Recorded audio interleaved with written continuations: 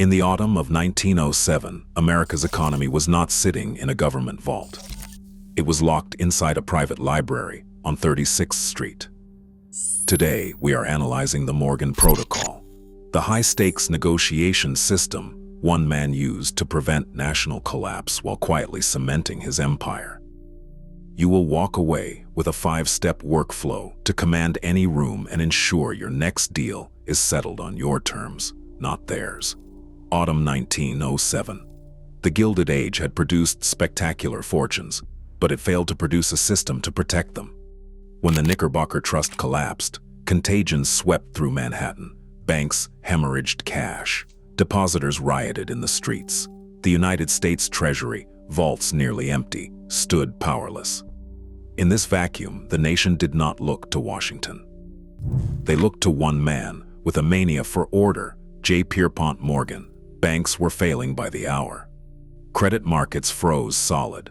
Morgan controlled more capital than the U.S. government itself. He understood a brutal truth: in a crisis, whoever provides certainty becomes the unofficial sovereign. Wall Street did not need a president, it needed a king. Look at your own professional circle. If a crisis hit your industry tomorrow, are you the one people call for solutions, or are you waiting for the phone to ring? Real power is providing certainty when everyone else is providing panic. Morgan's headquarters wasn't a sterile office. It was a red stone library on East 36th Street, a fortress of psychological dominance. The walls displayed treasures from international conquests, Renaissance art, Gutenberg Bibles, ancient manuscripts worth more than most banks.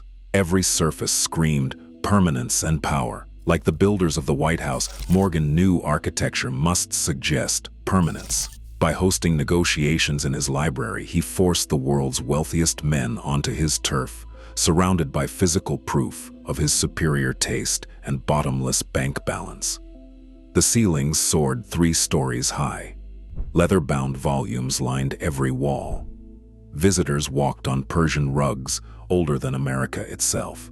The message was clear: you are not here to negotiate, you are here to submit. This was not a meeting room. It was a throne room. The climax hit on a Saturday night. Morgan summoned the presidents of New York's most powerful banks to his study. As they discussed the millions needed to save the trust, Morgan did the unthinkable. He locked the library doors. Then he pocketed the key. Twist: this was not a brainstorming session, it was financial kidnapping.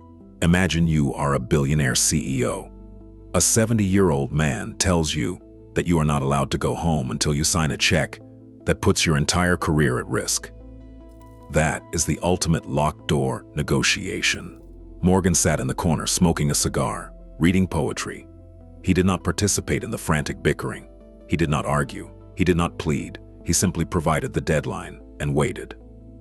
The bankers screamed. They threatened. They begged. Morgan turned pages and smoked. By 5 in the morning, exhausted and trapped, they signed. America was saved, but at Morgan's price. The door only opened after the ink dried. While Morgan saved the system, he expanded his empire. In the chaos, he orchestrated the acquisition of Tennessee Coal, Iron, and Railroad Company, giving his U.S. Steel Corporation an absolute monopoly. He consolidated railroads. He absorbed competitors. He handpicked which banks survived. He successfully merged public service with private profit. This is the Titan's tax. When you are the only one who can fix a problem, you choose how much the world pays you for the repair.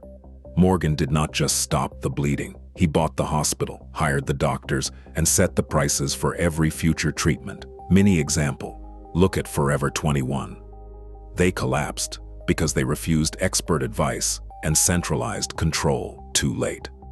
Morgan used central control to make his entire industry subservient to his vision. Control is not just owning the company, it is owning the logic of the market. When the crisis ended, Morgan controlled more of America's industrial capacity than any man in history. The rescue was really a hostile takeover, executed with a smile and a handshake. History suffers from what we call strategic amnesia. We remember the hero who stopped the crash. We forget the robber baron who used that crash to eliminate competition.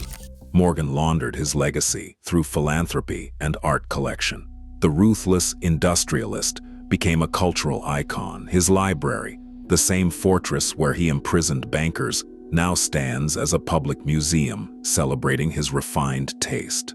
He proved that in America, if your impact is large enough, the details of how you achieved it can be paved over by the grandeur of what you leave behind. Donate enough, build enough monuments, endow enough universities. Eventually, people forget you were a predator. The Morgan Library today hosts weddings and galas. Tourists photograph the same room where financial titans were held hostage. No plaques mention the locked door. No tour guides explain the kidnapping. Just beauty, just culture, just legacy. How do you apply this Titan logic to your life without becoming a villain of history? Use the Morgan Protocol checklist. 1. Terrain selection. Never negotiate high-stakes deals on someone else's screen or in their office. Choose neutral ground or your own fortress. The environment shapes outcomes. Section 2. The information gap. In a crisis, whoever has the most data wins. Morgan knew exactly how much each bank had before they entered the room. He saw their cards. They were playing blind. 3. The silence weapon. During negotiation, Morgan read poetry. Use silence to force the other party to reveal their desperation. Panic fills silence faster than logic. Never let a meeting end without a sign or leave moment. Indefinite timelines favor the desperate. Hard deadlines favor the prepared. 5. The multi-generational filter. Ask yourself, does this deal only serve me today, or does it build patrimony for the next generation? Short-term wins create long-term vulnerability. Now pause. Take out your phone and identify the one professional hurdle you are facing right now. Which of these 5 steps are you missing? If you are reacting to their timeline instead of setting your own, you have already lost the room. If you're fascinated by the hidden machinations of old money and the architecture of power, subscribe to our channel. We publish deep dive documentaries into the world's most elite legacies every week.